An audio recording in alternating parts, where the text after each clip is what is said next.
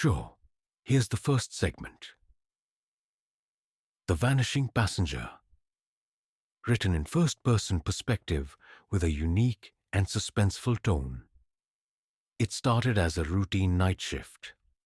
I was stationed at the security monitoring room of the airport, watching over the endless feeds of passengers moving through terminals. Most nights were dull. Just a sea of tired travelers dragging their luggage, impatiently waiting for flights. But that night was different. At around 2:30 a.m., something caught my eye on camera 16, positioned near gate 47. A man in a dark coat, with a small carry-on bag, stood completely still near the window, staring outside into the empty runway.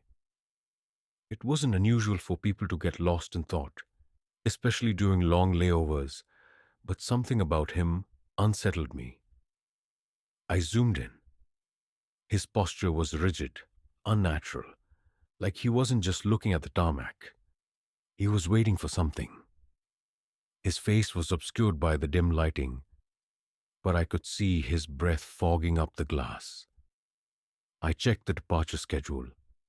No flights were due for another hour. Then, as I watched, he took a step forward, but not towards the seating area or the nearby restroom.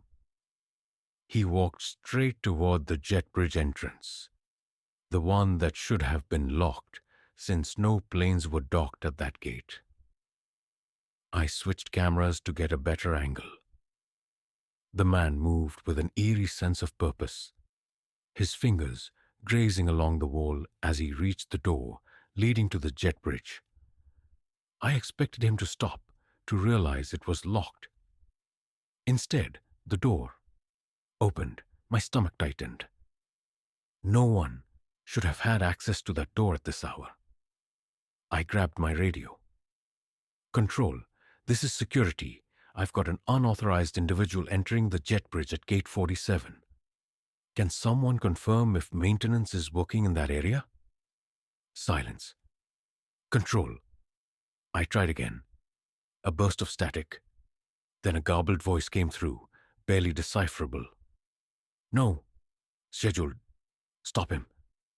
The radio cut out. My screen flickered for half a second. When it cleared, the man was no longer on the feed. The jet bridge was empty. My pulse quickened. I manually switched through every nearby camera, scanning the hallway, the runway, the stairwells. Nothing.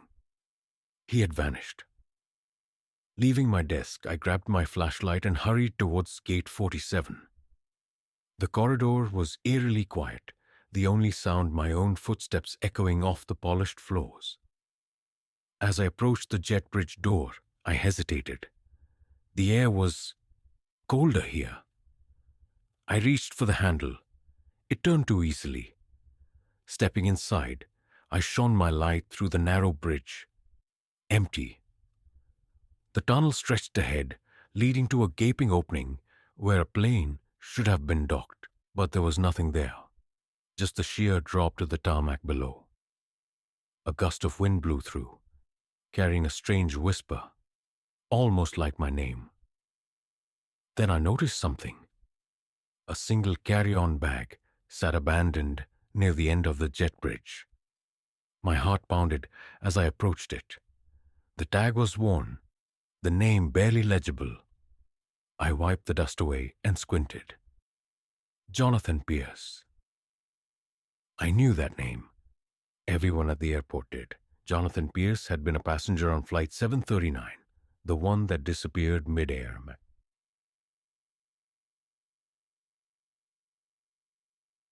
10 years ago. I had been working at the airport for only 3 months when I first heard about Terminal 6. No one talked about it openly, but every now and then, I'd catch whispers between senior staff. Jokes that didn't sound like jokes. Warnings disguised as casual conversation. "Hope you never get assigned to Terminal 6, one of the baggage handlers muttered one night. I laughed, thinking it was just some old superstition, but his face remained serious. They shut it down for a reason, he added before walking away. I didn't think much of it until the night I was sent there alone. A sudden system error had triggered alarms in the old terminal. Security needed someone to check it out. And since I was the newest hire, the job fell to me. I was given a key card, a flashlight, and a vague warning. Don't stay too long. The entrance to Terminal 6 was at the farthest end of the airport, past unused baggage claims and dimly lit corridors. The moment I stepped through the security doors, the temperature dropped. The air was stale, like a place that had been sealed off for years. Yet there was a faint scent of something metallic. I moved cautiously through the terminal, my flashlight sweeping over rows of abandoned seats. Dust covered everything. The flight schedule board still displayed flights from 10 years ago. I ran my fingers over the counter at an empty check-in desk, and a shiver ran down my spine. It was unnaturally cold. Then I heard it. A faint ding, the unmistakable chime of a flight announcement. I froze. The speakers in this terminal were supposed to be disconnected. Then came the voice, distorted, crackling through the old intercom system. Final boarding call for Flight 407. Passengers, please proceed to Gate 6. I turned slowly toward the gate. Beyond the glass, where a plane should have been docked, was only darkness. The runways were empty, the city lights in the distance barely visible through the thick night fog. Something wasn't right. My instinct screamed at me to leave, but then I noticed movement near the gate. A figure, just barely visible in the dim emergency lighting. I lifted my flashlight, my hand trembling. The beam landed on a man standing by the boarding bridge, his back turned to me. He wore an old airline uniform, but it was tattered, faded. His posture was stiff, unnatural. "Sir," I called out. My voice echoed unnervingly through the empty space. The man didn't respond. I stepped closer. "Sir, this terminal is closed. You can't be here." Then slowly, he turned his head, not his body, just his head. My breath caught in my throat. His face was wrong. Hollow eyes, too dark, too deep. His mouth was twisted into something that wasn't quite a smile. Then he spoke, but his lips didn't move. "You shouldn't be here." Every muscle in my body screamed to run, but I couldn't move. My flashlight flickered, and for a split second, the entire terminal changed. The dust was gone. The seats were filled with passengers, but they weren't moving. They sat rigid, pale, eyes open and staring ahead like mannequins.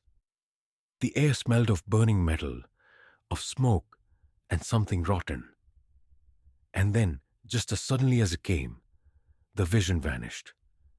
The terminal was empty again. The man was gone. I didn't wait to question it. I turned and bolted, my footsteps pounding against the floor. As I reached the exit, the intercom crackled to life one last time. "Flight 407 has departed." I swiped my key card so hard I nearly broke it, stumbling back into the main terminal. The moment the door shut behind me, the air felt normal again. The lights were brighter, the warmth returned. I reported what I saw, but my supervisor just shook his head. "You weren't supposed to go near Gate 6, he muttered. "Next time, just log the error and leave." I checked the airport archives the next day. Flight 407 had been real. It was a plane that had vanished mid-air a decade ago, leaving no wreckage, no survivors. It had been scheduled to depart from Terminal 6. It started with a sound, soft, almost distant, like a whisper through the airport's intercom system.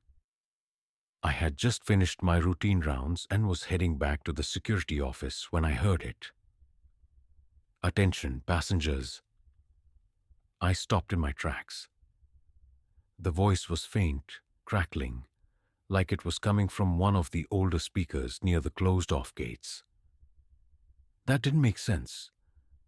The last flight had already departed, and the only people left in the terminal were a few janitors and night shift staff. Then I heard it again. "Final boarding call. Flight 93? My stomach tightened. Flight 93 didn't exist. I turned toward the nearest departure board, scanning for any scheduled flights, but the screen flickered, glitching between normal flight listings and something else. For a split second, I saw a different set of destinations, ones that shouldn't have been there.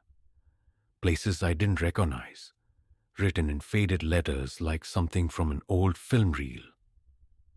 The intercom buzzed again. "All passengers, please proceed to gate 13. I felt a chill creep down my spine. Gate 13 didn't exist anymore. The airport had sealed it off years ago after an accident. A tragic fire in the early 90s that took the lives of several passengers. They rebuilt the terminal, renumbering everything to erase the memory. But if you knew where to look, you could still find remnants of the old gate hidden behind maintenance doors and forgotten hallways. I hesitated, debating whether to ignore it or investigate. But something about the static in the air, the way the lights seemed just a little too dim, told me I wouldn't be able to shake this off. I followed the sound. Walking deeper into the empty terminal, I passed rows of darkened shops and empty waiting areas. The usual airport hum, the distant whir of escalators, the occasional baggage cart rolling by, felt muted, like I was stepping into a place where time didn't move the same way. Then I saw it. A sign that shouldn't have been there. Gate 13. The number was faded, barely visible under peeling paint. The gate itself was intact, but the glass leading to the jet bridge was dark, so dark I couldn't see beyond it. That's when I noticed them. Passengers, silent, unmoving, seated in rows near the gate. They weren't there a second ago, but now. They filled every seat. Their faces were pale, their eyes hollow, fixed forward as if waiting for something. I took a shaky step closer. My radio crackled. "Do not engage." The voice wasn't from my control room. It was deeper, distorted, like a transmission cutting through time itself. I swallowed hard, gripping my flashlight, my breath coming in short gasps. Then, all at once, the passengers stood up. Not normally, all at the same time. Their heads turned toward me in perfect synchronization. A single unified whisper rippled through them. I couldn't understand the words, but it felt like a warning or a command. Then the glass doors slid open. The jet bridge beyond was no longer dark. It was burning. Flames licked at the wall, smoke curling toward the ceiling. But the passengers didn't react. They started walking toward the fire, stepping into it as if it were nothing. Their silhouettes swallowed by the inferno. I couldn't move. My feet were frozen to the ground. Then, just before the last figure vanished, one of them turned fully toward me. A woman. Her expression was unreadable, but her lips parted ever so slightly. And in a voice that shouldn't have been possible, she whispered, "You were supposed to be on this flight." A sharp pain shot through my skull.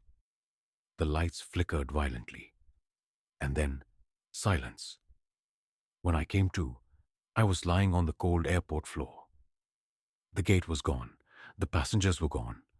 There was no sign of fire. Only the faint scent of smoke lingered in the air. I checked my watch. I had lost 17 minutes. To this day, I don't know what happened. No one else reported hearing the announcements, and there's no record of Flight 93 in any of the airport's systems. But sometimes, during my shift, when the terminals are quiet and the airport feels just a little too still, I hear the intercom crackle. Final boarding call. I first heard about Flight 601 during a late-night shift in the security office. It wasn't in any official reports, but if you worked at the airport long enough, you'd hear the whispers. Stories passed between baggage handlers, air traffic controllers, and the cleaning crew. A flight that took off but never landed. I never paid much attention to those stories until the night I saw it for myself. It was past midnight, and I was monitoring the CCTV feeds when one of the cameras glitched. Static rolled across the screen before the image settled, showing something that shouldn't have been there. A plane. A lone aircraft parked at Gate 9. I leaned closer. There were no scheduled arrivals at this hour, and Gate 9 had been closed for maintenance for weeks.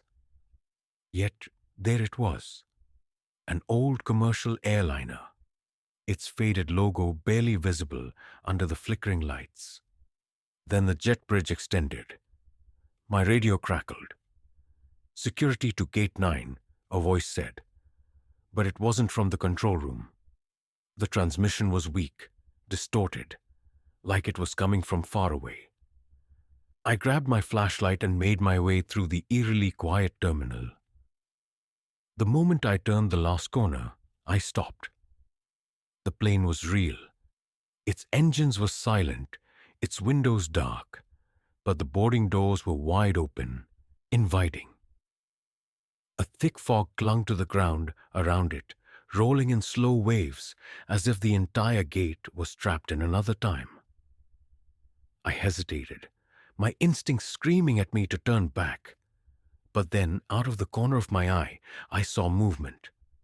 A shadow. No, a person. A flight attendant stood just inside the open doorway of the plane, her uniform outdated, her posture unnervingly still. She stared at me, her face obscured by the dim lighting inside the cabin. And then she smiled. Not a normal welcoming smile. This one was too wide, too stretched. A chill ran down my spine as she lifted her hand and gestured for me to board. "Sir, you're late," she said, her voice smooth but empty. I took a step back. "This flight isn't on the schedule." She tilted her head. "It never is." I turned to leave, but before I could move, I heard them, footsteps, dozens of them, echoing softly from inside the plane. Passengers. They were walking toward me. I swung my flashlight up, and my breath caught in my throat. The aisle was filled with people, their faces blurred like distorted reflections on a foggy mirror. Their clothes were outdated, their hands clutching old boarding passes. Some had luggage, but the wheels weren't touching the floor. They floated just slightly above the ground, and every single one of them was staring at me. I stumbled back, my heart pounding. "Who are you?" I whispered. The flight attendant's smile never faltered. "Passengers of Flight 601. I shook my head. "Flight 601 doesn't exist." She blinked slowly, then stepped aside, revealing the dark hallway inside the plane. "Then step inside," she said, "and see for yourself." A wave of nausea hit me. The air smelled wrong, like old rain and something burnt. My mind screamed run, but my feet felt frozen. The passengers moved closer, their blurry faces beginning to sharpen. That's when I saw one I recognized. My uncle? He had died 5 years ago. There was no mistaking his face. The way he adjusted his glasses, the small scar above his eyebrow. He raised a hand, as if reaching for me. I snapped out of my trance and staggered backward. The flight attendant's expression darkened. "You were supposed to be on this flight," she said, her voice no longer welcoming. The passengers all whispered in unison. "You were supposed to be on this flight." I turned and ran. I didn't stop until I reached the security office, gasping for breath. I checked the cameras. Gate 9 was empty. No plane. No passengers. No flight attendant. But when I replayed the footage, for exactly 6 seconds, the plane was there. The door was open. The passengers were waiting. And in the final frame, before it all vanished, the flight attendant turned her head toward the camera and winked.